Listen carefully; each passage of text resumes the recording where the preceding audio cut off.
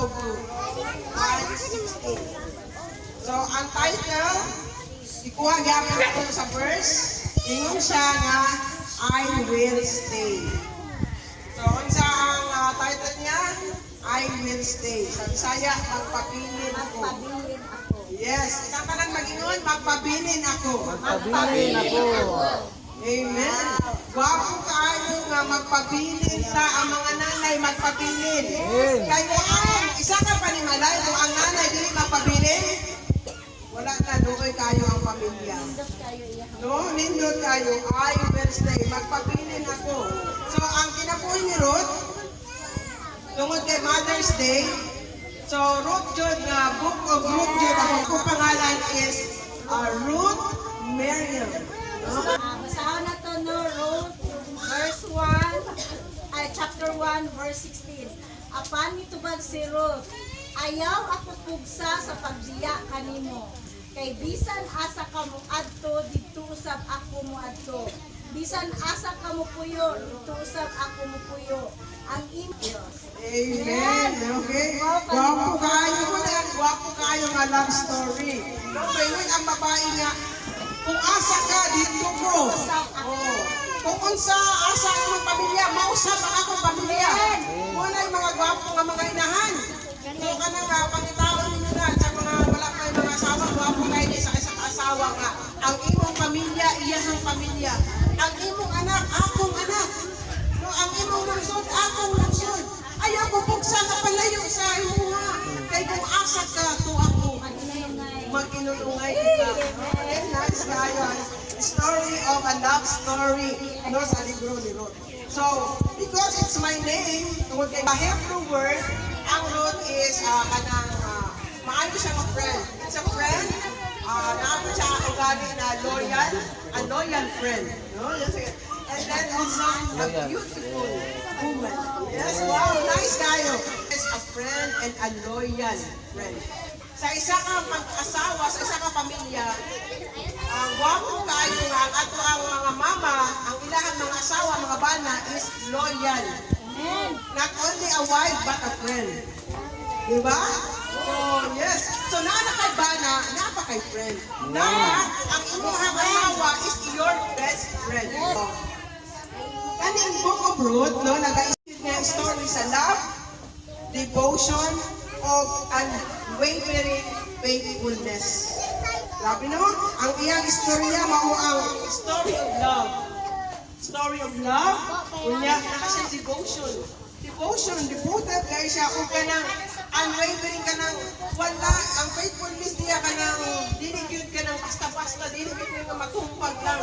So mo ni nga ato gikuha nga ang ulikon gyud dili nga matumpag lang kay siya nga maskin asa ka dito ako. Ayaw ko sa palayo ko nimo. Kay dito ra jud ko. Kay imo hang tao, akong tao, imong pamilya, akong pamilya. Bago kayo ng karakter sa isang kasawa. Ang pangalan ni Ruth. Ang Ruth na story sa Bible. So, story, ang backstory, ani, para masakta na ito dito sa ako na mag-usay short. So, mga bata, paminaw mo, it's a story. So, yes, it's a story. Okay, that's good. Kaya malinaw ang bata, mga bata.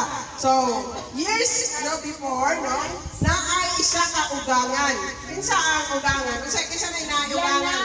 Oh, biyanan. Yes, na ay isa ka ugangan, si Ruth. Ang pangalan sa ugangan ni Ruth, mao si Naomi. Okay, Naomi.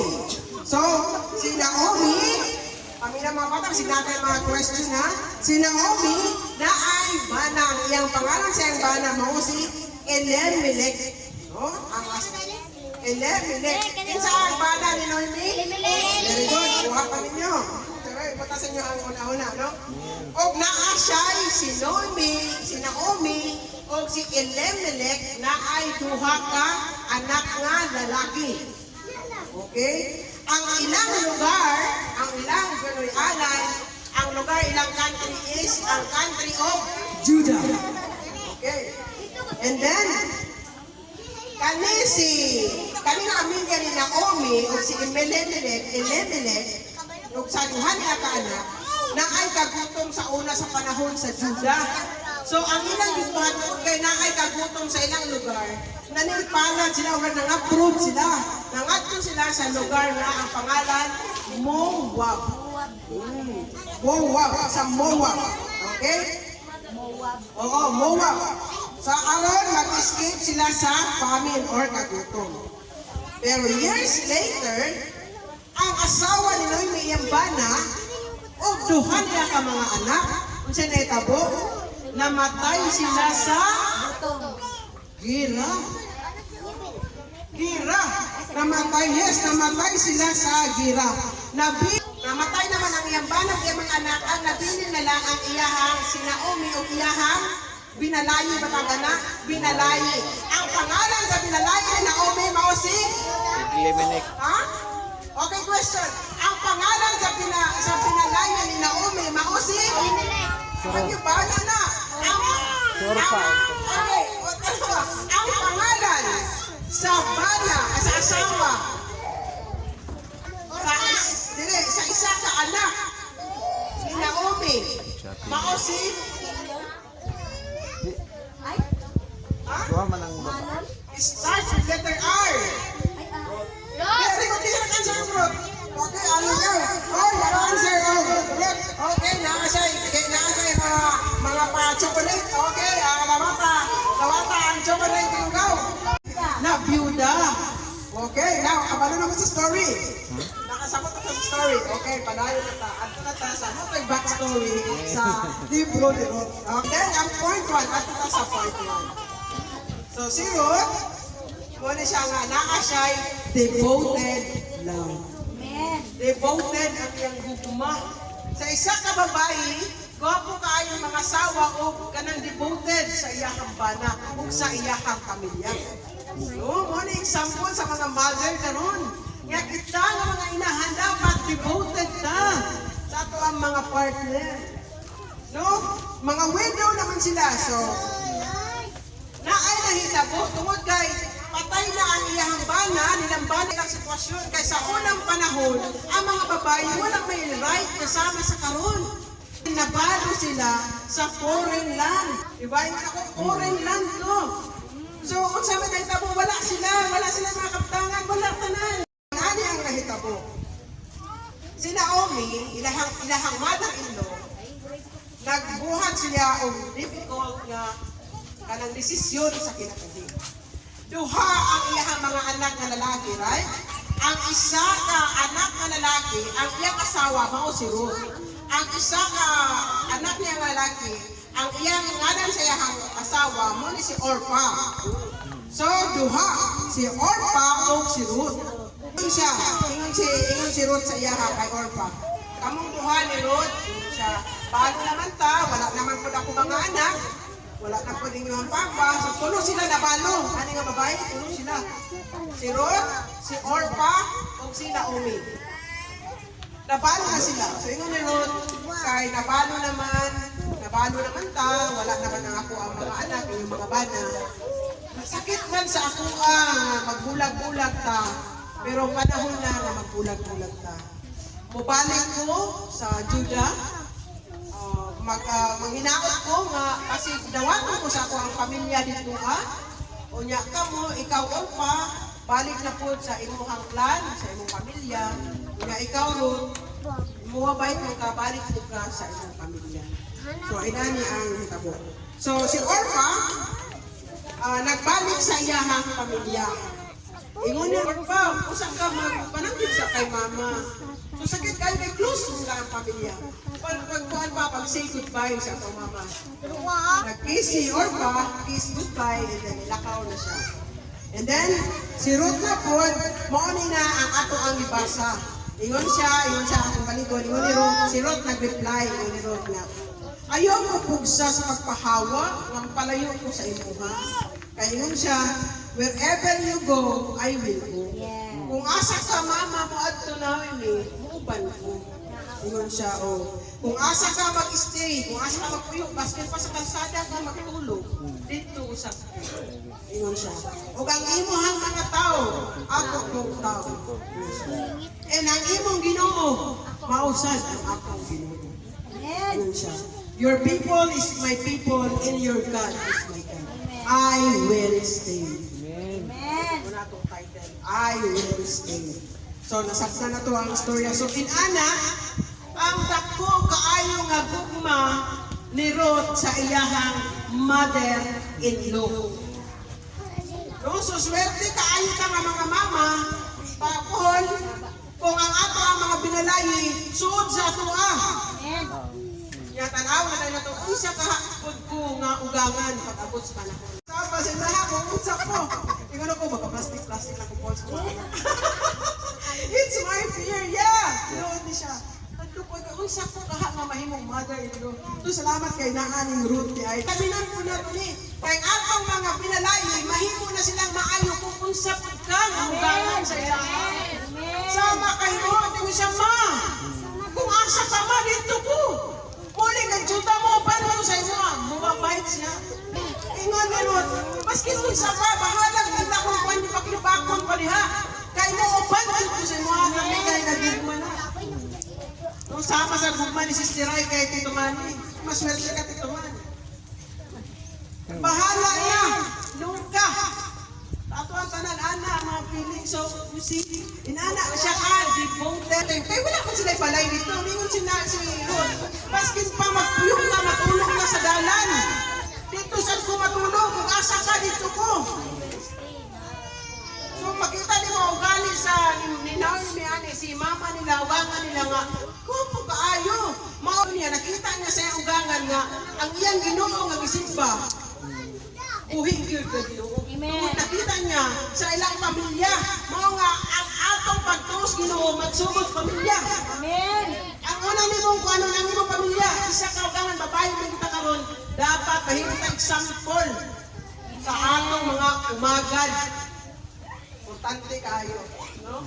Para magkaroon ba og anak, in-laws, daughter-in-law mali, daughter-in-law nga sama kayo.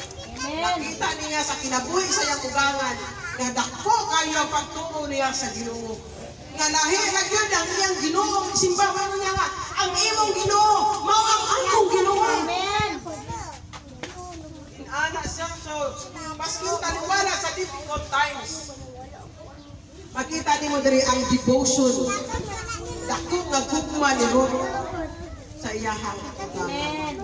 So sa ating kinabuhi, importante kayo yung devotion na to sa Ginoo. Taliwala na mag-isot ka, taliwala. Imagine ang ilang sitwasyon. Namatyan sila dungan-dungan. Iyang ugangan nga laki, o iyang bayaw, o iyang kaugalingong bana. Silang tulong nga babae, parehang sila naburgit, tulot sila nahimo silang widow. Wow, lisod kaayo. Nga sitwasyon. Dili di basta-basta ang ilahang sitwasyon na gilangatan. Pero na ay devotion, na ay devoted nga gugma si Ruth sa Ginoo. Amen. Despite of. So atong makita nga sa atong makinabuhi, nag-agi man tagkalisod karon.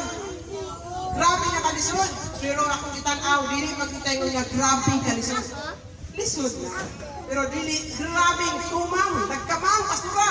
Wa pa yun nagana. Pastora, salamat sa Ginoo, nagkamang yun eh. Wa pa yun nagana, salamat sa Praise Ginoo. God. Amen. Salamat sa Ginoo. Kay wala pa ta. Indiyan nakita nato daghan ang nagaabot ng trabaho, daghan kay trabahon.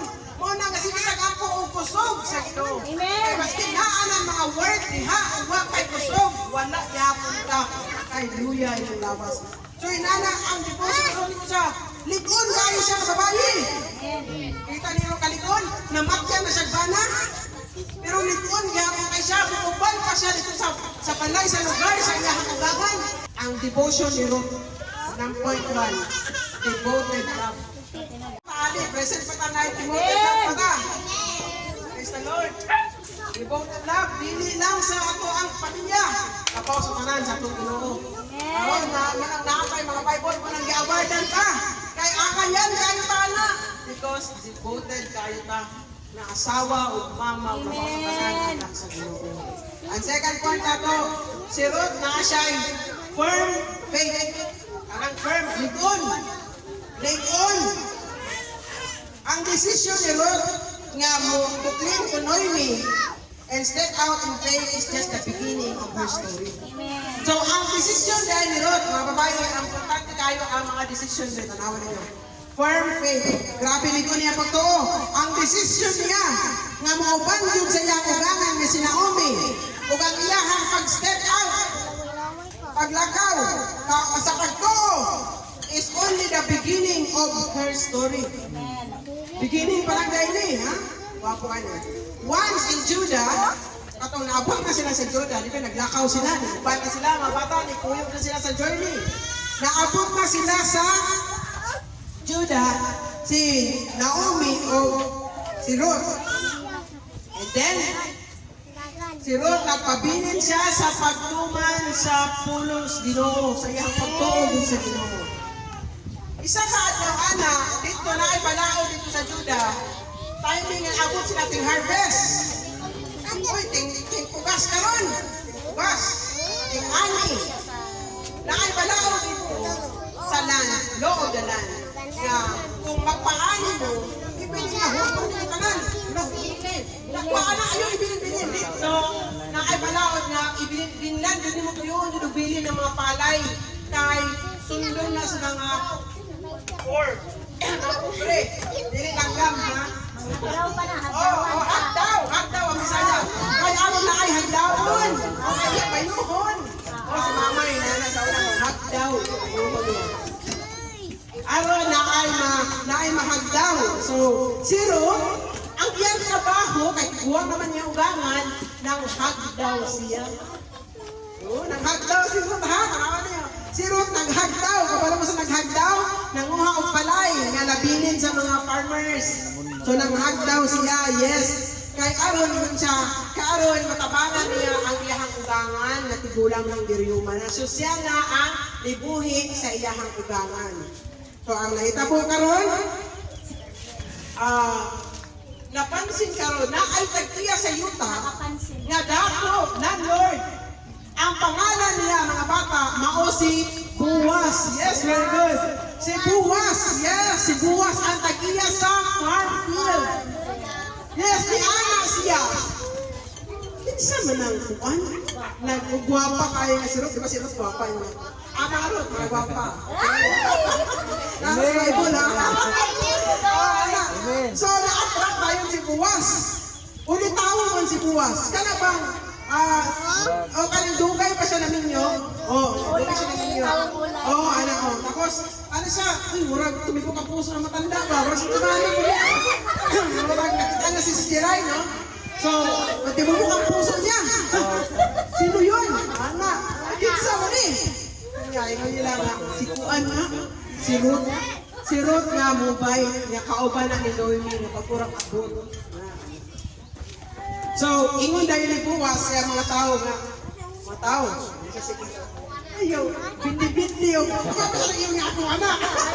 Ingon siya nga, bindi na yung tuyo, daghan niyo ka ng mga ibilin, kay aron daghan o mahagdawan ni Ruth. So, ang naitabo, nagituyo sa mga tauhan, kaya ingon sa landlord, nga ibinlan ang tuyo. Daghan kayo ang mahagdaw niya.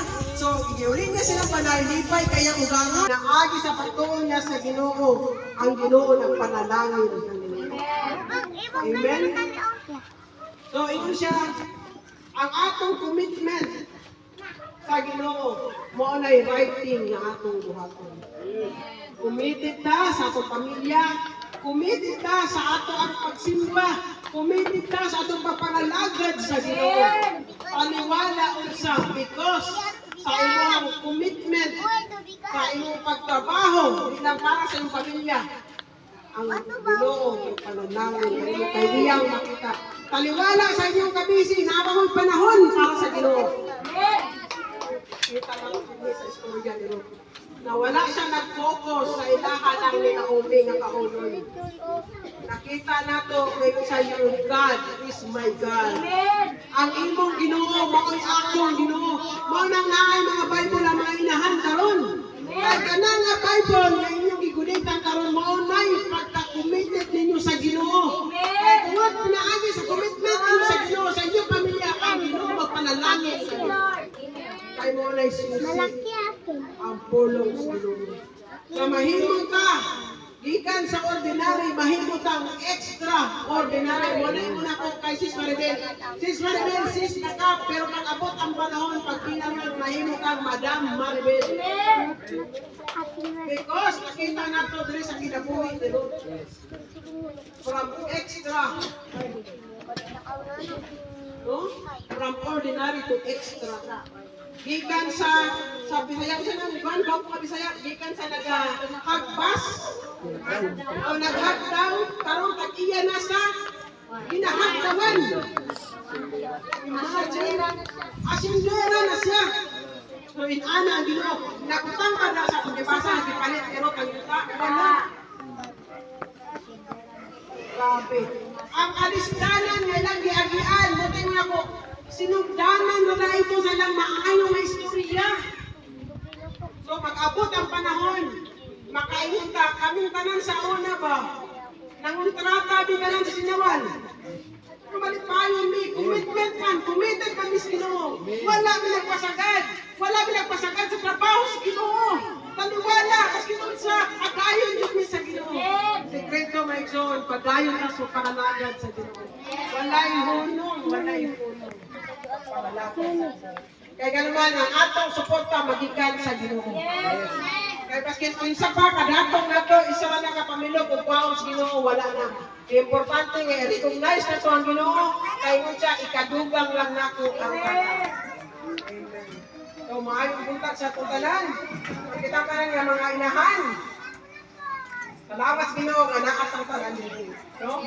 Mga committed o mga extraordinary nga mga inahan nga gipili sa Ginoo. Praise the Lord. Morning nagtindog ang atong simbahan tungod kay sa mga inahan.